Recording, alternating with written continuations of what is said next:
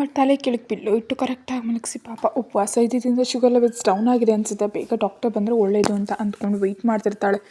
Doctor ಬರೋ ಬದಲಿಗೆ ಡಾಕ್ಟ್ರಿಂದ phone call ಬರುತ್ತೆ. ಇದೇನಿದು ಫೋನ್ ಮಾಡ್ತಿದ್ದಾರೆ ಅಂತ ಅಂದ್ಕೊಂಡು ಲಿಫ್ಟ್ ಮಾಡಿ ಹಲೋ ಅಂತಾಳೆ. ಸಾರಿ ಅಮ್ಮ, ನಾನು ಬರೋದಕ್ಕಾಗ್ತಿಲ್ಲ, ಹಾಸ್ಪಿಟಲ್ನಲ್ಲಿ ಒಂದು ಇಂಪಾರ್ಟೆಂಟ್ ಕೇಸ್ ಬಂದಿದೆ, ನೀವು ಇನ್ನೊಬ್ಬ ಡಾಕ್ಟರ್ನ ಕರೆಸ್ಕೊಳ್ಳಿ. ತಣ್ಣಗೆ ಹೇಳಿ ಅಹನಾಗಿ ಇನ್ನೊಂದು ಮಾತಿಗೆ ಚಾನ್ಸ್ ಕೊಡದೆ ಫೋನನ್ನು ಇಟ್ಬಿಟ್ಟ. ಅಯ್ಯೋ, ಇನ್ನೊಬ್ಬ ಡಾಕ್ಟರ್ ಅಂದರೆ ನನಗೆ ಯಾರೂ ಗೊತ್ತಿಲ್ವಲ್ಲ ಅಂತ ಅಂದ್ಕೊಂಡು ಜನನಿ ಕಡೆ ನೋಡಿದ್ರೆ ಮುಚ್ಚಿದ ಕಣ್ಣು ತೆರೆಯದೆ ಹಾಗೆ ಮಲಗಿರ್ತಾಳೆ. ಅವಳನ್ನ ನೋಡಿ ಬೇಸರ ಪಡ್ತಾ ಇವಾಗ ಹೇಗೆ ಅಂತ ಅಂದ್ಕೊಡುತ್ತೆ. ಅಗಸ್ತ್ಯ ಮನೆಯಲ್ಲಿದ್ದಾನೆ ಎಂಬ ವಿಷಯ ನೆನಪಿಗೆ ಬಂದು ಸಮಾಜ ಸೇವೆ ಮೇಲೆ ಆಲ್ರೆಡಿ ಒಂದು ಬಾರಿ ಬೈಗುಳ ತಿಂದಿದ್ದಾಳೆ ಎಂಬ ವಿಷಯವನ್ನು ಕೂಡ ಮರೆತು ಇನ್ನೊಂದು ಸೆಕೆಂಡ್ ಕೂಡ ಯೋಚಿಸ್ತೆ ಚಕಚಕನೆ ಸ್ಟೆಪ್ಸ್ ಹತ್ತಿ ರೂಮ್ಗೆ ಹೋಗುವಷ್ಟರಲ್ಲಿ ಅಗಸ್ತ್ಯ ಅದೇ ಆಫೀಸ್ ವರ್ಕ್ನಲ್ಲಿದ್ದಾನೆ. ಸ್ಟೆಪ್ಸ್ ಹತ್ತಿ ಫಾಸ್ಟಾಗಿ ಬಂದಿದ್ದರಿಂದ ಮಾತಿಗಿಂತ ಮುಂಚೆ ಆಯಾಸ ಬರುತ್ತಾ ಏನ್ರಿ ಅಂತ ಆ ಆಯಾಸದಲ್ಲೇ ಬಂದು ಭಾರದ ಧ್ವನಿಯಲ್ಲಿ ಸಣ್ಣದಾಗಿ ಕರೆದ್ಲು. ಅಗಸ್ತ್ಯ ತಲೆ ಎತ್ತು ನೋಡ್ದ. ಹಾಗೆ ಆಯಾಸ ಪಡ್ತಾ ಹತ್ರ ಬರ್ತಾಳೆ. ಹೇಯ್, ಅಸ್ತಮ ಪೇಷಂಟ್ ಥರ ಹಾಗೆ ಆಯಾಸ ಪಡ್ತಿದೆಯಲ್ಲ, ಯಾಕೆ? ಏನು ನಿನಗೆ ಅಸ್ತಮ ಇದೆ ಏನು? ನಿಜಕ್ಕೂ ಅಸ್ತಮ ಇದ್ದವ್ರು ಮಕ್ಳು ಹುಡ್ತಾರಾ? ಇರು ಗೂಗಲ್ನ ಸರ್ಚ್ ಮಾಡಬೇಕು ಅಂತ ಅವಳು ಮಾತಾಡೋದಕ್ಕೂ ಚಾನ್ಸ್ ಕೂಡ ಕೊಡದೆ ಕಂಗಾಲಾಗಿ ಹೋಗೋರು ಓಪನ್ ಮಾಡ್ದ. ಅಬ್ಬಾ ಅನ್ನುತ್ತಾ ಲ್ಯಾಪ್ಟಾಪ್ ಪಕ್ಕಕ್ಕೆ ಜರ್ಸಿ ಮೊದಲು ಒಬ್ಬ ಡಾಕ್ಟರ್ನ ಕರೆಸಿ ಅಂತ ಅಂತಾಳೆ. ಡಾಕ್ಟರ್ ಅಂದರೆ ನೀನು ಅಸ್ತಮ ಚೆಕ್ ಮಾಡಿಸೋದಕ್ಕಾ ಅಂತ ಕೇಳ್ತಾನೆ ಅದೇ ಟೆನ್ಷನ್ನಲ್ಲಿ. ಅಬ್ಬಾ, ನನಗೆ ಯಾವುದೇ ಅಸ್ತಮ ಇಲ್ಲ, ನಾನು ಒಳ್ಳೆ ಹೆಲ್ದಿಯಾಗಿದ್ದೀನಿ, ನೀವು ನನ್ನ ಜೊತೆ ಸಂಸಾರ ಮಾಡಬೇಕಷ್ಟೇ, ವರ್ಷದಲ್ಲಿ ಖಂಡಿತ ಮಗುವನ್ನು ಹೇರೋಷ್ಟು ಹೆಲ್ದಿಯಾಗಿದ್ದೀನಿ, ನನ್ನ ವಿಷಯ ಬಿಟ್ಟು ಮೊದಲು ಒಬ್ಬ ಡಾಕ್ಟರ್ನ ಕರೆಸಿ ಅಂತ ಗಡಿಬಿಡಿ ಮಾಡ್ತಾಳೆ. ನೀನು ಹೆಲ್ದಿಯಾಗಿದ್ದರೆ ಡಾಕ್ಟರ್ ಯಾಕೆ ಅಂತ ಕೇಳ್ತಾನೆ. ಅದು ಗುಡಿ ಹತ್ರ ಅನ್ನುತ್ತಾ ನಡೆದ ವಿಷಯ ಹೇಳ್ತಾಳೆ. ಅವಳು ಸಮಾಜ ಸೇವೆ ಬಗ್ಗೆ ಕೇಳಿದ್ಲೆ ಕೆಂಪಾದ ಕಣ್ಣುಗಳಿಂದ ಬೆಡ್ ಮೇಲಿಂದ ಹೇಳ್ತಾನೆ. ಆ ಕೆಂಪು ಗಂಡುಗಳನ್ನ ನೋಡಿದ ಮೇಲೆ ಅವಳಿಗೆ ನೆನಪಾಗಿದ್ದು ಸಮಾಜ ಸೇವೆ ಮೇಲೆ ಬೈಗುಳ ತಿಂದಿರೋದು. ಬುದ್ಧಿ ಇದೆಯಾ ನೀನು ನಿಜಕ್ಕೂ? ಯಾರು ಬೇಕಂದ್ರೆ ನನ್ನ ಮನೆ ಕರ್ಕೊಂಡು ಬರ್ತೀಯಾ? ಎಷ್ಟು ಬಾರಿ ಹೇಳಬೇಕಿಂತ ಅವಳು ನನಗೆ ಇಷ್ಟ ಇರಲ್ಲ ಅಂತ. ತಕ್ಷಣ ಕರ್ಕೊಂಡು ಬಂದು ಆಕೆನ ಹೊರಗಡೆ ಕಳಿಸ್ಬಿಡು ಜೋರಾಗಿ ಕಿರಿಸ್ತಾನೆ. ಆಹನ ಕಿವಿಗಳು ಜುಮ್ ಎಂದು ಹಾಗೆ ಆಗಿ ಲೈಟಾಗಿ ಕಿವಿ ಮುಚ್ಕೊಂಡು, ಪಾಪರಿ ಅವ್ರು ತುಂಬಾ ಒಳ್ಳೆಯವರು, ಮೇಲಾಗ ಅವ್ರು ಪ್ರಜ್ಞೆಯಲ್ಲಿಲ್ಲ, ಇಂಥ ಸಿಚುಯೇಷನಲ್ಲಿ ಅವ್ರು ಹೇಗೆ ಅಂತಿರುವಾಗ, ಹೇಯ್ ಅವೆಲ್ಲ ನನಗೆ ಹೇಳ್ಬೇಡ, ಮೊದಲು ಆಕೆನ ಹೊರಗಡೆ ಕಳಿಸ್ಬಿಡು ಅಂತ ಸೀರಿಯಸ್ ಆಗ್ತಾನೆ. ಆದರೆ ಅಹನ ಒಳ್ಳೆಯವಳಲ್ವೇ, ಆ ಕೆಲಸ ಮಾಡೋದಕ್ಕಾಗದೆ ಹೆದರ್ತಾ ನೋಡ್ತಾಳೆ. ಆಕೆ ನೀನು ಕಳಿಸ್ತೀಯೇ, ಇಲ್ದಿದ್ರೆ ನಾನು ಕೆಳಗೆ ಬಂದು ಆಕೆನ ಹೊರಗಡೆ ರೋಡ್ ಮೇಲೆ ಬಿಟ್ಟು ಬರಲಾ ಅಂತ ಕೋಪದಿಂದ ಅಂತಾನೆ. ಅವನೇನೇನು ದಯೆ ಇಲ್ಲದೆ ಹೇಳಿದಾಗ ಮಾಡ್ತಿದ್ದಾನೆ ಅಂತ ಮನಸ್ಸಲ್ಲಿ ಅಂದ್ಕೊಂಡು ಬೇಡ ಬಿಡಿ ನಾನೇ ಕಳಿಸ್ತೀನಿ ಅಂತ ಇನ್ನೂ ಒಂದು ಸೆಕೆಂಡ್ ಕೂಡ ಲೇಟ್ ಮಾಡದೆ ಆ ರೂಮ್ನಿಂದ ಹೊರಡ್ತಾಳೆ. ಛೇ, ಎಲ್ಲಿ ಸಿಕ್ಲೋ ಈ ಹುಡುಗಿ, ನನಗೆ ಬರೀ ಸೆಂಟಿಮೆಂಟ್ ಫುಲಿಶ್ ಇವಳು ಅಂತ ಬೈದ್ಕೊಳ್ತಾ ಬೆಡ್ ಮೇಲೆ ಕೂತು ವರ್ಕ್ ನೋಡ್ಕೊಳ್ತಿರ್ತಾನೆ. ಅಗಸ್ತ್ಯನ ಬೈಗುಳಕ್ಕೆ ಮತ್ತೆ ಅಹನ ಕೆಳಗೆ ಬಂದು ಪ್ರಜ್ಞೆ ಇಲ್ಲದ ಜನನಿನ ಬೇಸರದಿಂದ ನೋಡ್ತಾ, ಆರೋಗ್ಯ ಚೆನ್ನಾಗಿಲ್ಲದ ಮನುಷ್ಯನ ಹೇಗೆ ಹೀಗೆ ಬಿಟ್ಬಿಡ್ಲಿ, ಅರ್ಜೆಂಟಾಗಿ ಇವರಿಗೆ ಟ್ರೀಟ್ಮೆಂಟ್ ಕೊಡಿಸ್ಬೇಕು, ಆದರೆ ಹೇಗೆ ಅಂತ ಅಂದ್ಕೊಡತ್ಲೆ ಅವಳಿಗೆ ಭಾಸ್ಕರ್ ನೆನಪಾಗ್ತಾನೆ. ಅವ್ರು ಬೈದರೆ ಇನ್ನೆರಡು ಬೈಗುಳ ತಿಂತೀನಿ, ಪಾಪ ಈ ಪರಿಸ್ಥಿತಿಯಲ್ಲಿ ಇವ್ರನ್ನ ಹೇಗೆ ಬಿಡೋದಕ್ಕಾಗಲ್ಲ ಅಂತ ಅಂದ್ಕೊಂಡು ಭಾಸ್ಕರ್ ಫೋನ್ ಮಾಡ್ತಾಳೆ. ಯಾರೋ ಗುಡಿಯಲ್ಲಿ ಪ್ರಜ್ಞೆ ತಪ್ಪಿದ್ದಾರೆ, ಮನೆ ಕರ್ಕೊಂಡು ಬಂದಿದ್ದೀನಿ, ನನಗೆ ಇಲ್ಲಿ ಡಾಕ್ಟರ್ಸ್ ಬಗ್ಗೆ ಗೊತ್ತಿಲ್ಲ, ಒಬ್ಬ ಡಾಕ್ಟರ್ನ ಕಳಿಸ್ಕೊಡಿ ಎಂಬ ವಿಷಯದವರೆಗೆ ಹೇಳಿ ಫೋನ್ ಇಟ್ಬಿಡ್ತಾಳೆ. ಸಹಜೀವಿಗಳಿಗೆ ಸಹಾಯ ಮಾಡೋ ಒಳ್ಳೆ ಮನಸ್ಸಿರೋ ಹುಡುಗಿ ಅಂತ ಭಾಸ್ಕರ್ ಅಹನ ಬಗ್ಗೆ ಹೊಗಳ್ಕೊಂಡು ಡಾಕ್ಟರ್ ಫೋನ್ ಮಾಡ್ತಾನೆ. ಸ್ವಲ್ಪ ಹೊತ್ತಿನ ಡಾಕ್ಟರ್ ಬಂದು ಜನನಿಗೆ ಟ್ರೀಟ್ಮೆಂಟ್ ಮಾಡ್ತಾ ಒಂದು ಇಂಜೆಕ್ಷನ್ ನೀಡ್ತಾರೆ. ಇವರಿಗೆ ಇವಾಗ ಹೇಗಿದೆ ಡಾಕ್ಟರ್ ಅಂತ ಕೇಳ್ತಾಳೆ. ಉಪವಾಸ ಇದ್ದಿದ್ದರಿಂದ ಹೀಗಾಗಿದೆ, ಸ್ವಲ್ಪ ಹೊತ್ತಿನಲ್ಲಿ ಪ್ರಜ್ಞೆಗೆ ಬರ್ತಾರೆ, ಏನೂ ತೊಂದರೆ ಇಲ್ಲ, ಇವ್ರ ಬಗ್ಗೆ ವರಿ ಆಗಬೇಡಿ, ಇವರು ಪ್ರಜ್ಞೆಗೆ ಬಂದರೆ ಒಂದು ಜ್ಯೂಸ್ ಕೊಡಿ ಅಂತ ಹೇಳಿ ಡಾಕ್ಟರ್ ಹೊರಟು ಹೋಗ್ತಾರೆ. ಈ ಮೇಡಮ್ ಪ್ರಜ್ಞೆಗೆ ಬಂದು ಜ್ಯೂಸ್ ಕುಡಿದು ಹೊರಟು ಹೋಗೋವರೆಗೆ ಆ ಕಠೋರ ಮನುಷ್ಯ ಕೆಳಗೆ ಬರದಿದ್ದರೆ ದೇವ್ರಿಗೆ ಕೊಬ್ಬರಿಕಾಯಿ ಹೊಡಿತೀನಪ್ಪ, ಮೇಡಮ್ ಪ್ರಜ್ಞೆಗೆ ಬರೋ ಅಷ್ಟು ನಾನು ಹೋಗಿ ಜ್ಯೂಸ್ ರೆಡಿ ಮಾಡಿಬಿಡ್ತೀನಿ ಅಂತ ಅಂದ್ಕೊಂಡು ಕಿಚನ್ಗೆ ಹೋಗ್ತಾಳೆ. ಅವಳು ಹಾಗೆ ಹೋಗುತ್ತಲೇ ಜನನಿಗೆ ಪ್ರಜ್ಞೆ ಬರ್ತಿರೋದು, ಮೇಲೆ ಅಗಸ್ತ್ಯ ವರ್ಕ್ ಮುಗಿಸಿ ಲ್ಯಾಪ್ಟಾಪ್ ಕ್ಲೋಸ್ ಮಾಡಿ ಕೆಳಗೆ ಬರೋದಕ್ಕೆ ಬೆಡ್ ಇಳಿಯೋದು ಒಂದೇ ಬಾರಿ ನಡೆಯುತ್ತೆ. ಜನನಿ ನಿಧಾನವಾಗಿ ಪ್ರಜ್ಞೆ ಬರ್ತಾ ಸ್ವಲ್ಪ ವೀಕಾಗಿ ಕಂಡುಬಿಟ್ಲು. ಸಣ್ಣದಾಗಿ ತೆರೆದುಕೊಂಡು ತನ್ನ ಕಣ್ಣುಗಳಿಗೆ ದಿನ ನೋಡೋ ತನ್ನ ಮನೆ ಪ್ಲೇಸ್ ಅಲ್ಲದೆ ಇನ್ನೊಂದು ಪ್ಲೇಸ್ ಕಾಣಿಸ್ತಿರುವಾಗ ಅನಿಸ್ತಿದ್ರೆ ಕಣ್ಣುಗಳ ಜೊತೆ ತನ್ನ ತಲೆಯನ್ನು ಕೂಡ ಅತ್ತಿತ್ತ ಮೂವ್ ಮಾಡ್ತಾ ನೋಡೋ ಅಷ್ಟರಲ್ಲಿ ಕಾಣಿಸ್ತಿರೋ ಪ್ಲೇಸ್ ನೋಡಿ ಒಂದೇ ಬಾರಿ ಬೆಚ್ಚಿ ಬೀಳ್ತಾಳೆ. ನಿಜಕ್ಕೂ ನೋಡ್ತಿರೋದು ಆ ಪ್ಲೇಸ್ ಹೌದಾ ಅಲ್ವಾ ಅಂತ ತಲೆಯನ್ನು ಅತ್ತಿತ್ತ ತಿರುಗಿಸ್ತಾ ಸೂಕ್ಷ್ಮವಾಗಿ ಔಸನ್ನ ನೋಡ್ತಿರ್ತಾಳೆ. ಆ ಔಸ್ ನೋಡ್ತಿದ್ದಂತೆ ತನ್ನ ಹಾರ್ಟ್ ಬೀಟ್ ಅಷ್ಟಕ್ಕಷ್ಟೇ ಜಾಸ್ತಿ ಆಗ್ತಿರುತ್ತೆ. ಒಂದು ಕಾಲದಲ್ಲಿ ಆ ಮನೆ ಒಡತಿಯಾಗಿ ಆ ಪ್ಲೇಸ್ ಎಲ್ಲ ತನಗೆ ತಿಳಿದಿದ್ದೆ, ಆದ ಕಾರಣ ತಾನಲ್ಲಿರೋದಕ್ಕೆ ಆಶ್ಚರ್ಯ ಪಡುತ್ತಲೇ ವೀಕಾಗಿ ಎದ್ದು ಕೂತ್ಕೊಳ್ತಾಳೆ. ಆದ್ದರಿಂದ ತನಗಿವಾಗ ಪೂರ್ತಿಯಾಗಿ ಕಾಣಿಸ್ತಾ ಆ ಮನೆಯಲ್ಲಿ ಕುಮಾರ್ ಜೊತೆಯೂ, ಮಗುವಾಗಿದ್ದ ಅಗಸ್ತ್ಯನ ಜೊತೆಯೂ, ಮಾವನವ್ರ ಜೊತೆಯೂ, ಆ ಮನೆಯಲ್ಲಿದ್ದ ಮಧುರ ನೆನಪುಗಳ ಜೊತೆ ಕುಮಾರ್ಗೆ ತನಗಿದ್ದ ಕಹಿ ನೆನಪುಗಳು ಕೂಡ ಕಣ್ಣು ಮುಂದೆ ಬಂದು ಹೋಗ್ತಿರುತ್ತೆ. ದೇವ್ರ room, dining table, living room, ಅಲ್ಲಿಗೆ ಪ್ಲೇಸ್ನಲ್ಲಿರೋ ಪ್ರತಿಯೊಂದು ನೆನಪು ಕಣ್ಣು ಮುಂದೆ ಬಂದು ಹೋಗ್ತಿದ್ರೆ ತನ್ನ ಹಾರ್ಟ್ ಬೀಟ್ ಜಾಸ್ತಿ ಆಗ್ತಾ ನಾನಿಲ್ಲಿದ್ದೀನಿ ಯಾಕೆ ಅಂತ ಅಂದ್ಕೊಳ್ತಾಳೆ. ಕಿಚನಲ್ಲಿ ಅಹನ ಅರೆಂಜ್ ಜ್ಯೂಸ್ ತೆಗೆದು ನಮ್ಮ ಕಠೋರ ಯಜಮಾನರು ಈ ಮೇಡಮ್ನ ನೋಡ್ತಾ ಇದ್ರೆ ಸಾಕಪ್ಪ ದೇವ್ರೇ ಅಂತ ಅಂದ್ಕೊಂಡು ಹೆದರುತ್ತೆ ಜ್ಯೂಸ್ ತೆಗೆದು ಗ್ಲಾಸಲ್ಲಿ ತುಂಬಿಸ್ತಾಳೆ. ಅಗಸ್ತ್ಯ ಬೆಡ್ ಹಿಡಿದು ಲ್ಯಾಪ್ಟಾಪ್ ತೆಗೆದು ಪಕ್ಕಕ್ಕಿಟ್ಟು ಸಿಂಕ್ ಹತ್ರ ಹೋಗಿ ಮುಖ ತೊಳ್ಕೊಂಡು ಟವಲ್ನಿಂದ ಒರೆಸ್ಕೊಂಡು ಕೆಳಗೋಗಿ ಒಂದು ಒಳ್ಳೆ ಕಾಫಿ ಕುಡಿಬೇಕು ಅಂತ ಅಂದ್ಕೊಳ್ತಾನೆ. ಇತ್ತ ಹಾಗೆ ಕೂತಿರೋ ಜನನಿಗೆ ನಿಜಕ್ಕೂ ಏನೂ ಅರ್ಥ ಆಗ್ತಿಲ್ಲ. ಆ ಪ್ಲೇಸ್ ನೋಡ್ತಿದ್ದಂತೆ ಬ್ರೈನ್ ಮರಗಟ್ಟು ಹೋಗ್ತಿದೆ. ಆ ಮನೆಯ ನೆನಪುಗಳು ಅವಳಿಗೆ ಉಸಿರಾಡೋದಕ್ಕೂ ಬಿಡ್ತಿಲ್ಲ. ಅವಳ ನೆನಪುಗಳೊಂದಿಗೆ ಇಡೀ ಮನೆಯನ್ನು ಸುತ್ತಲೂ ನೋಡ್ತಾ ಎದ್ದು ನಿಂತು ನಾನು ಮತ್ತೆ ಈ ಮನೆಗೆ ಬರೋದು ಅಂದರೆ ಏನು, ಇಲ್ಲಿಗೆ ನಾನು ಯಾವಾಗ ಬಂದೆ ಅಂತ ಕಂಗಾಲಾಗಿ ಅಂದ್ಕೊಳ್ತಾಳೆ. ಅಷ್ಟರಲ್ಲಿ ಅಹನ ಜ್ಯೂಸ್ ಗ್ಲಾಸ್ನೊಂದಿಗೆ ಅಲ್ಲಿಗೆ ಬರ್ತಿರ್ತಾಳೆ. ಮೊದಲಿಗೆ ಜನನಿ ಅಹನ ಬರೋದನ್ನು ನೋಡಿ ಆಶ್ಚರ್ಯ ಪಡ್ತಿರ್ತಾಳೆ. ಅಹನ ಕೂಡ ಅವಳು ಎದ್ದಿರೋದನ್ನು ನೋಡಿ ಸಂತೋಷ ಪಡ್ತಾ ಅಮ್ಮಯ್ಯ ಪ್ರಜ್ಞೆಗೆ ಬಂದ್ರಾ ಅಂತ ಹತ್ತಿರ ಬರ್ತಾಳೆ. ಜನನಿ ಅದೇ ಆಶ್ಚರ್ಯದಿಂದ ಅವಳನ್ನ ನೋಡ್ತಾ ಮತ್ತೆ ಆ ಮನೆಯನ್ನು ಸುತ್ತಲೂ ನೋಡ್ತಿರ್ತಾಳೆ. ಏನು ಹಾಗೆ ನೋಡ್ತಿದ್ದೀರಿ, ಇದು ನಮ್ಮ ಮನೆಯೇ, ನೀವು ನಮ್ಮ ಮನೆಯಲ್ಲಿದ್ದೀರಿ ಅಂತ ಅಹನ ಸಣ್ಣ ಸ್ಮೈಲ್ನೊಂದಿಗೆ.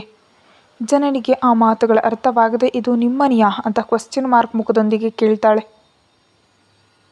ಹೌದು ನಮ್ಮನೆ, ನೀವು ಗುಡಿ ಹತ್ರ ಪ್ರಜ್ಞೆ ತಪ್ಪಿದ್ದಾಗ ನಾನು ನಿಮ್ಮನ್ನು ನಮ್ಮನೆ ಕರ್ಕೊಂಡು ಬಂದು ಡಾಕ್ಟರ್ನ ಕರೆಸಿ ಟ್ರೀಟ್ಮೆಂಟ್ ಕೊಡಿಸ್ದೆ.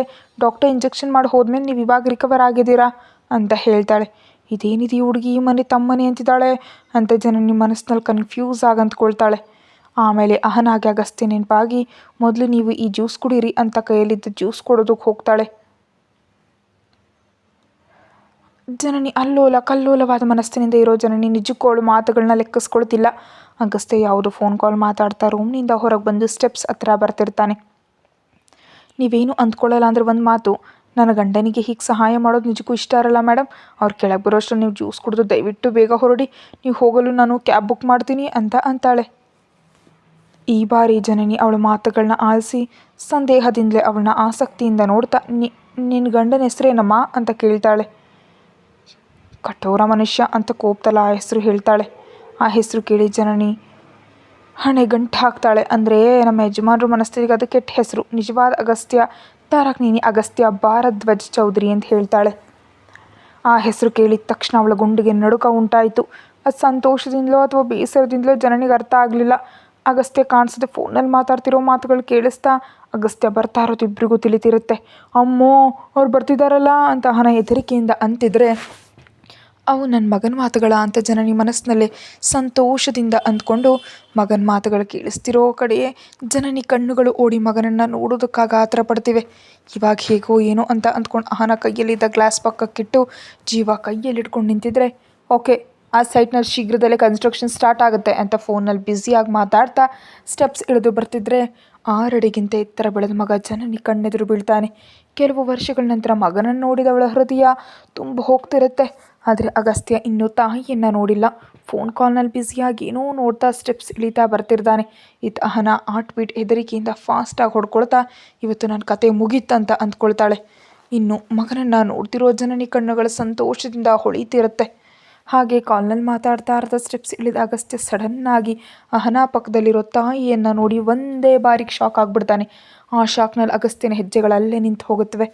ಮಗನನ್ನು ನೋಡ್ತಾ ಆನಂದದಲ್ಲಿ ಜನನಿ ಇದ್ದರೆ ತನ್ನ ಮನೆಯಲ್ಲಿ ತಾಯಿಯನ್ನು ನೋಡ್ತಿರೋ ಶಾಕ್ನಲ್ಲಿ ಅಗಸ್ತ್ಯ ಇದ್ದಾನೆ.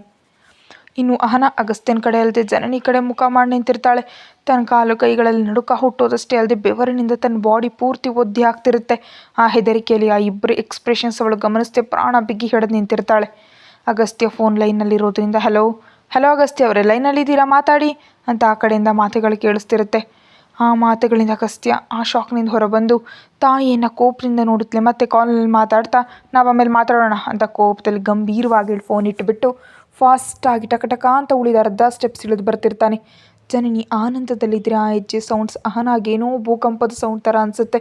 ದೇವರೇ ಈ ಮೇಡಮ್ ಮುಂದೆ ಆ ಕಠೋರ ಮನುಷ್ಯನನ್ನು ಇಷ್ಟ ಬಂದ ಹಾಗೆ ಮಾತಾಡ್ತಾನ, ಹಾಗೆ ನಡೆದ್ರೆ ಈ ಮೇಡಮ್ ಏನು ಅಂದ್ಕೊಳ್ತಾರೋ ಏನೋ ಅಂತ ತನ್ನ ಆಲೋಚನೆಯಲ್ಲಿ ತಾನು ಅಂದ್ಕೊಂಡಿದ್ದಿರ್ತಿರ್ತಾಳೆ. ಇನ್ನೊಂದು ಕಡೆ ಅಗಸ್ತ್ಯ ಉಗ್ರ ನರಸಿಂಹನಂತೆ ಜನನಿ ಮುಂದೆ ಬರ್ತಾನೆ. ಅಹನ ಸೈಡಾಗಿ ಅಗಸ್ತ್ಯನ ನೋಡ್ತಾ ಬೆವರಿನಿಂದ ಅಂಗೈಗಳನ್ನ ಗಟ್ಟಿಯಾಗಿ ಮುಚ್ಕೊಂಡು ಈ ಮೇಡಮ್ ಮುಂದೆ ನನಗೆ ಬೈತಾನೇನು ಏನಾದರೂ ಅನ್ನೋದಿದ್ರೆ ಈ ಮೇಡಮ್ ಹೊಟ್ಟೋದ್ಮೇಲೆ ಅಂದರೆ ಒಳ್ಳೆಯದು ಅಂತ ಅಂದ್ಕೊಳ್ತಾಳೆ. ಜನನಿ ನಿಜಕ್ಕೂ ಮಗನ ಕೋಪವನ್ನು ಗಮನಿಸ್ತಿಲ್ಲ. ಮಗನನ್ನು ನೋಡ್ತಿರೋ ಆನಂದದಲ್ಲಿ ಅವಳಿದ್ದಾಳೆ. ಆ ಸಂತೋಷ ಯಾವುದು ಅಗಸ್ತ್ಯನಿಗೆ ಬೇಕಾಗಿಲ್ಲ. ಆ ಸೆಕೆಂಡ್ ನಿಜಕ್ಕೂ ಅಗಸ್ತ್ಯ ಅಹನಾಳನ್ನು ಲೆಕ್ಕಿಸ್ಕೊಳ್ಳದೆ ತಾಯಿ ಕಡೆ ಅದೇ ಕೋಪದಿಂದ ನೋಡ್ತಾ ಮಿಸ್ಸಸ್ ಜನನಿ ರಘುನಂದನ್ ನನ್ನ ಮನೆ ಒಳಗಡೆ ಯಾಕೆ ಹೆಜ್ಜೆ ಇಟ್ಟೆ ಅಂತ ಹಾಗೆ ತುಂಬಿದ ದ್ವೇಷದಿಂದ ಹುಲಿ ಗರ್ಜಿಸಿದ ಕೇಳ್ದ. ಆ ಮಾತುಗಳಿಗೆ ಅಹನ ಶಾಕ್ ಆಗ್ತಾ ಈ ಬಾರಿ ಪೂರ್ತಿಯಾಗಿ ಅಗಸ್ತ್ಯನ ಕಡೆ ನೋಡ್ತಿದ್ರೆ ಆ ಸೆಕೆಂಡ್ ಮಗನ ಕೋಪವನ್ನು ಗ್ರಹಿಸ್ತಿರೋ ಜನನಿ ಮುಖದಲ್ಲಿ ಆನಂದ ಮಾಯವಾಗಿ ಕಂಗಾಲಾಗ್ತಿರ್ತಾಳೆ. ಇದೇನಿದು ಈ ಮೇಡಮ್ ಹೆಸರು ನಮ್ಮ ಯಜಮಾನ್ರಿಗೆ ಹೇಗೆ ಗೊತ್ತು ಅಂತ ಅಹನ ಮನಸ್ಸಲ್ಲಿ ಅಂದ್ಕೊಂಡ್ರೆ ಮಗನ ಕೋಪಕ್ಕೆ ಮಾತಾಡದೆ ಜನನಿ ಸ್ತಬ್ಧಳಾಗ್ತಾಳೆ. ಕೇಳ್ತಿರೋದು ನಿನ್ನನೆ, ಎಷ್ಟು ಧೈರ್ಯ ಆದ್ರೆ ಮತ್ತೆ ಈ ಮನೆ ಒಳಗಡೆ ಹೆಜ್ಜೆ ಇಡ್ತೀಯಾ? ಮಗನ ಕೋಪಕ್ಕೆ ಜನನಿ ಕಂಗಾಲಾಗ್ತಾ ನಿಜಕ್ಕೂ ಆ ಮನೆ ಒಳಗಡೆ ಹೇಗೆ ಬಂದೋ ತನಗೂ ಕರೆಕ್ಟಾಗಿ ತಿಳಿದೆ, ಏನು ಆನ್ಸರ್ ಮಾಡಬೇಕು ಅರ್ಥ ಆಗದೆ ಸೈಲೆಂಟ್ ಆಗಿಬಿಟ್ಲು. ಅಹನ ಶಾಕ್ನಲ್ಲಿ ದನಿ ಎತ್ತಿ ಗುಡಿ ಹತ್ರ ಪ್ರಜ್ಞೆ ತಪ್ಪಿದ್ದಿದ್ರು ಅಂತ ಹೇಳಿದ್ನಲ್ಲ ಈ ಮೇಡಮ್ ಅವರೇ ಅಂತ ಬಿಡಿ ಬಿಡಿಯಾದ ಮಾತುಗಳಲ್ಲಿ ಹೇಳ್ತಾಳೆ. ಅದನ್ನು ಕೇಳಿ ಈ ಬಾರಿ ಸುಟ್ಟು ಭಸ್ಮ ಮಾಡೋ ಕಣ್ಣುಗಳಿಂದ ಅಹನ ಕಡೆ ನೋಡ್ತಾನೆ. ಆ ನೋಟಕ್ಕೆ ಅಹನ ಹಾರ್ಟ್ ಬೀಟ್ ರೈಸ್ ಆಗೋಗುತ್ತೆ. ಆ ನೋಟಕ್ಕೆ ಸುಟ್ಟು ಬೂದಿಯಾಗಿ ಹೋಗ್ತೀನಿ ಎಂಬ ಫೀಲಿಂಗ್ ಅವಳದು. ಅಗಸ್ತ್ಯ ತನ್ನ ಕಡೆ ಹಾಗೆ ನೋಡ್ತಿದ್ರೆ ಮಗನ ಜೊತೆ ಮಾತಾಡಬೇಕೆಂಬ ಆ ಥರ ತಾಯಿ ಹೃದಯವನ್ನು ಪ್ರೇರೇಪಿಸ್ತಾ ಮಗನೇ ಅಗಸ್ತ್ಯ ಅಂತ ಪ್ರೀತಿಯಿಂದ ಕರೀತಾಳೆ. ಆ ಕರೆಯನ್ನು ಕೇಳಿ ಅಗಸ್ತ್ಯ ವಿರಕ್ತಿಯಿಂದ ಕಣ್ಣುಗಳನ್ನ ಗಟ್ಟಿಯಾಗಿ ಮುಚ್ಕೊಂಡ್ರೆ ಪ್ರೀತಿಯಿಂದ ಕರೆಯೋ ಆ ಕರೆಯನ್ನು ಕೇಳಿ ಅಹನ ಆಶ್ಚರ್ಯ ಪಡ್ತಾ ಜನನಿ ಕಡೆ ಪ್ರಶ್ನಾರ್ಥಕವಾಗಿ ನೋಡ್ತಾಳೆ. ಯಾವಾಗಲೂ ಸಣ್ಣ ವಯಸ್ಸಿನಲ್ಲಿ ನೋಡಿ ಮತ್ತೆ ಇಷ್ಟೊಂದು ವರ್ಷಗಳ ನಂತರ ನಿನ್ನ ನೋಡ್ತಿದ್ರೆ ನನ್ನ ಹೃದಯ ತುಂಬಿ ಬರ್ತಿದೆ ಅಗಸ್ತ್ಯ ಅಂತ ಎಮೋಷ್ನಲ್ ಆಗಿ ಕಣ್ಣೀರಾಗ್ತಾರೆ.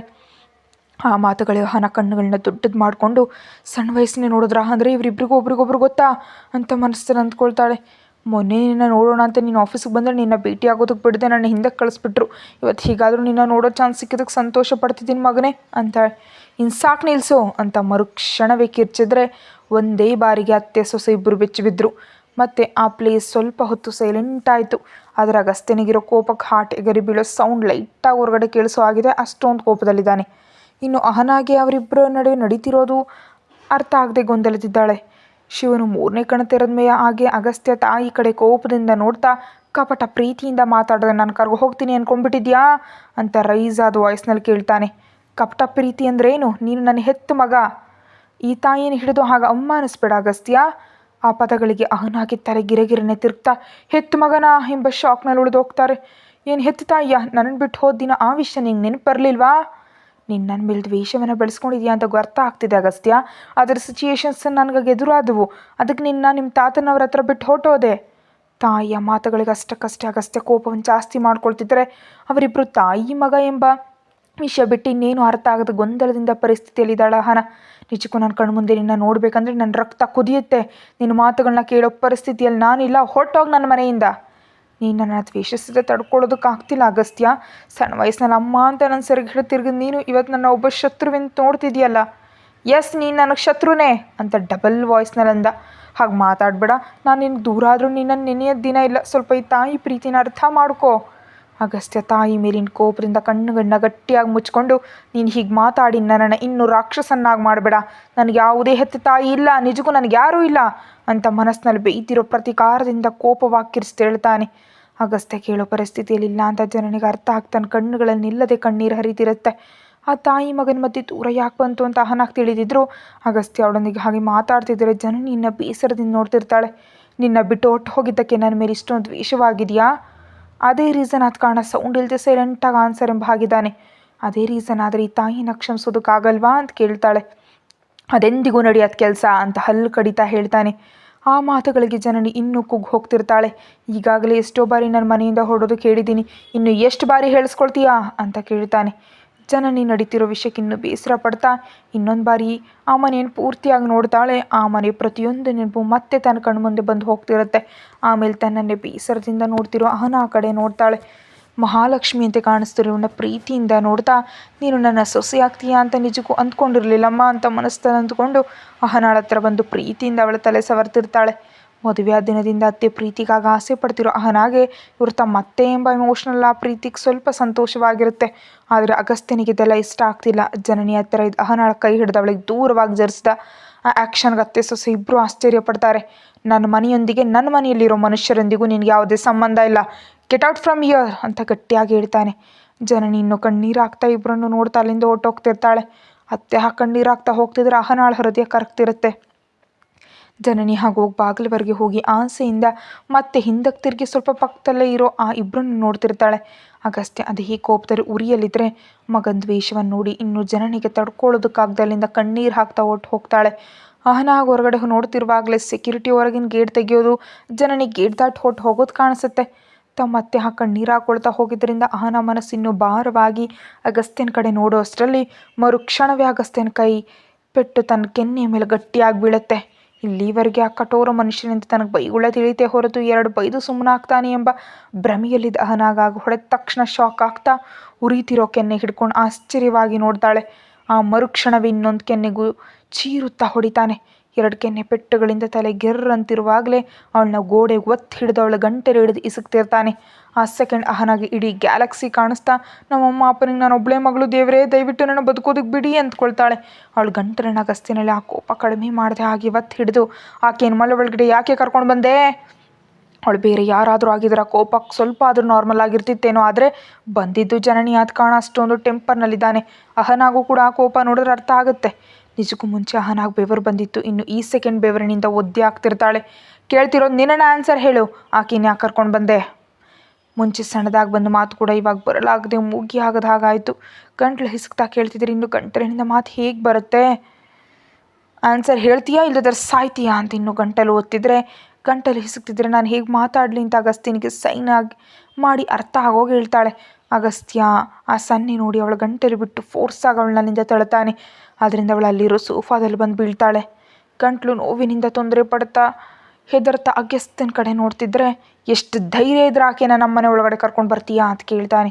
ನನ್ನ ಕ್ಷಮಿಸಿ, ನೀವಿಬ್ಬರು ತಾಯಿ ಮಗ ಅಂತ ಗೊತ್ತಿಲ್ಲ, ನೀವು ಅವಳ ಮೇಲೆ ದ್ವೇಷದ ಇದ್ದೀರಾ ಅಂತಲೂ ಅದಕ್ಕಿಂತ ಹೆಚ್ಚಾಗಿ ನನಗೇನೂ ಗೊತ್ತೇ ಇಲ್ಲ, ತಿಳಿಯದೆ ಕರ್ಕೊಂಡು ಬಂದೆ. ಮುಂಚೆ ನಿನಗೆ ಹೇಳಿದೆ ತಾನೇ ತಕ್ಷಣ ಆಕೆನ ಹೊರಗಡೆ ಕಳಿಸು ಅಂತ. ಯಾಕೆ ಕಳಿಸ್ತಿಲ್ಲ? ಅದು ಅವರು ಪ್ರಜ್ಞೆಲಿ ಇರಲಿಲ್ಲ ರೀ, ಮುಂಚೆ ಎಷ್ಟು ಪ್ರಜ್ಞೆಗೆ ಬಂದರು, ಬಂದ ತಕ್ಷಣ ಹೊರಗಡೆ ಕಳಿಸೋಣ ಅಂದ್ಕೊಂಡೆ, ಅದರಷ್ಟರಲ್ಲಿ ಅಂತ ನಿಲ್ಲಿಸ್ತಾಳೆ. ಯಾಕಂದರೆ ಅವಾಗಲೇ ಅಗಸ್ತ್ಯ ನೋಟ ಪಕ್ಕಕ್ಕೆ ಹೋಗುತ್ತೆ. ಅಂದರೆ ಅಗಸ್ತ್ಯ ನೋಟ ಅಲ್ಲಿರೋ ಜ್ಯೂಸ್ ಮೇಲಿರುತ್ತೆ. ಆ ಜ್ಯೂಸ್ ಗ್ಲಾಸ್ ನೋಡಿದ ತಕ್ಷಣ ತನಗಾಗೆ ತಂದಿಟ್ಟಿದ್ದಾಳೆ ಅಂತ ಅರ್ಥವಾಗಿ ಹೋಗುತ್ತೆ.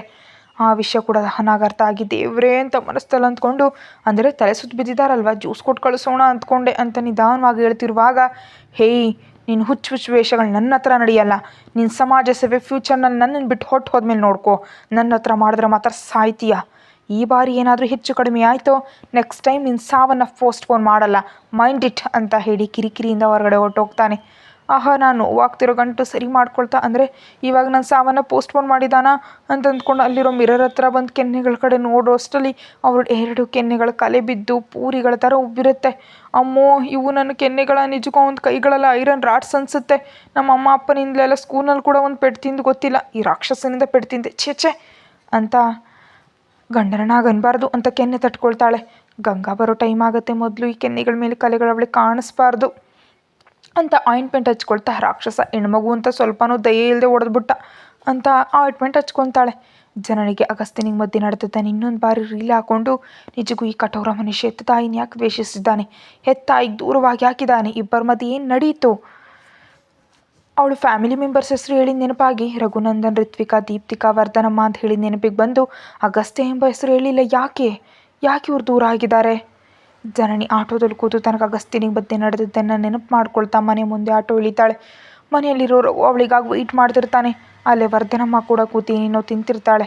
ಫೋನ್ ಮನೆಯಲ್ಲೇ ಮರೆತು ಗುಡಿಗೆ ಅಂತ ಹೋದ್ಲು. ಹೋಗಿ ತುಂಬಾ ಹೊತ್ತಾಯ್ತು, ಇನ್ನೂ ಬಂದಿಲ್ಲ ಯಾಕೆ ಅಂತ ರಘು ಅಂದ್ಕೊಳ್ತಿರುವಾಗ ಜನನಿ ಬೇಸರದಿಂದ ಮನೆ ಒಳಗಡೆ ಬರ್ತಾಳೆ. ಜನನಿ ಬಂದ್ಯಾ ಅಂತ ರಘು ಅವಳ ಹತ್ರ ಹೋಗ್ತಾನೆ. ಕದಲಿದ್ರೆ ಕಣ್ಣೀರು ಬರೋ ಆಗಿರೋ ತನ್ನ ಪರಿಸ್ಥಿತಿಗೆ ರಘು ಮುಂದೆ ನಿಲ್ಲಲಾಗದೆ, ಅತ್ತೆ ಮುಂದೆ ಕಣ್ಣೀರು ಹಾಕಲಾಗದೆ ರೂಮ್ಗೆ ಹೊಟ್ಟೋಗ್ತಾಳೆ. ಏನಾಯ್ತಾಗಿದ್ದಾಳೆ ಅಂತ ಅಂದ್ಕೊಂಡು ರಘು ರೂಮ್ಗೆ ಹೋಗೋಷ್ಟರಲ್ಲಿ ಜನನಿ ಬಿಕ್ಕಿ ಅಳ್ತಿರ್ತಾಳೆ. ಹೆಂಡತಿ ಅಷ್ಟೊಂದು ಅಳ್ತಿದ್ರೆ ರಘು ಕಂಗಾಲಾಗ್ತಾ, ಏನಾಯ್ತು ಜನನಿ ಅಂತ ಹತ್ರ ಹೋಗ್ತಾನೆ. ನಾನು ಅಗಸ್ತ್ಯನನ್ನು ನೋಡಿದೆ ಅಂತಾಳೆ. ಅದನ್ನು ಕೇಳಿ ಪ್ರಶ್ನಾರ್ಥಕವಾಗಿ ನೋಡ್ತಾ, ಯಾವಾಗ ನೋಡಿದೆ, ಹೇಗೆ ನೋಡಿದೆ ಅಂತ ಕೇಳ್ತಾನೆ. ಆ ದಿನ ನನ್ನ ಜೊತೆ ಗುಡಿಯಲ್ಲಿ ಒಂದು ಹುಡುಗಿ ಇದ್ದಾಗ ನೀವು ಕೂಡ ಅವಳನ್ನ ನೋಡಿದ್ರಲ್ಲ, ಅವಳು ಬೇರೆ ಯಾರೂ ಅಲ್ಲ, ಅಗಸ್ತ್ಯನ ಹೆಂಡತಿ, ಅಂದರೆ ನನ್ನ ಸೊಸೆ ಅಂತ ಕಣ್ಣೀರು ಹಾಕ್ತಾ ಹೇಳ್ತಾಳೆ. ಹೌದಾ ಅಂತ ರಘು ಆಶ್ಚರ್ಯಪಡ್ತಾನೆ. ವರ್ಧನಮ್ಮ ಕೂಡ ರೂಮ್ ಹೊರಗಡೆ ಇದ್ದು ಆ ಮಾತುಗಳನ್ನ ಕೇಳಿಸ್ಕೊಳ್ತಿರ್ತಾಳೆ. ನಾನು ಗುಡಿಯಲ್ಲಿ ಪ್ರಜ್ಞೆ ತಪ್ಪಿ ತಲೆ ಸುತ್ತು ಬಿದ್ದಾಗ ಅವಳು ನನ್ನ ಆ ಮನೆ ಕರ್ಕೊಂಡು ಹೋದ್ಲು ಅಂತ ಹೇಳ್ತಿದ್ರೆ ವರ್ಧನಮ್ಮ ಬಾಯಿ ಮೇಲೆ ಕೈ ಇಟ್ಕೊಂಡಿದ್ದು ಎಂಥ ವಿಚಿತ್ರ. ಗಂಡನಿಗೆ ಡಿವೋರ್ಸ್ ಕೊಟ್ಟು ಇನ್ನೊಂದು ಫ್ಯಾಮಿಲಿ ಆದಮೇಲೆ ಆ ಮನೆ ಒಳಗಡೆ ಹೋಗೋದು ಅಂದ್ರೆ ಏನು ಅಂತ ಅಂದ್ಕೊಳ್ತಾಳೆ. ರಘು ಅಷ್ಟನ್ನು ಕೇಳಿ ಬೇಸರ ಪಡ್ತಾ ಅಳ್ತಿರೋ ಹೆಂಡತಿನ ಹತ್ರಕ್ಕೆ ತಂದುಕೊಂಡು ಕಣ್ಣೀರು ಒರೆಸ್ತಾ ಸಮಾಧಾನ ಮಾಡ್ತಿದ್ದಾನೆ. ಮಗ ಅವಳಿಗೆ ಚೆನ್ನಾಗಿ ಬುದ್ಧಿ ಕಲಿಸಿದ್ದಾನೆ, ಇಲ್ದಿದ್ರೆ 100 ಎಕರೆನ ಮಗನಿಗಿಡ್ತಾಳಂತೆ ಅಂತ ವರ್ಧನಮ್ಮ ಸೆರೆವು ಕೊಡ್ಕೊಳ್ತಾಳೆಂದು ಹೊರಟೋಗ್ತಾಳೆ. ನೈಟ್ 9 ಆಗ್ತಿದೆ, ನನಗೆ ಊಟ ಬೇಡ ಅಂತ ಗಂಗಾಳಿ ಹೇಳಿ ಆ ಕಠೋರ ಮನುಷ್ಯನ ಮೇಲಿನ ಕೋಪದಿಂದ ಅಹನ ಮುನಿಸ್ಕೊಂಡು ಮನೆಗಿದ್ದಾಳೆ. ಕತೆ ಮುಂದುವರಿಯುತ್ತೆ. ಹೆಚ್ಚಿನ ವಿಡಿಯೋಗಾಗಿ ಮೆಂಬರ್ಶಿಪ್ ತಗೊಳ್ಳಿ.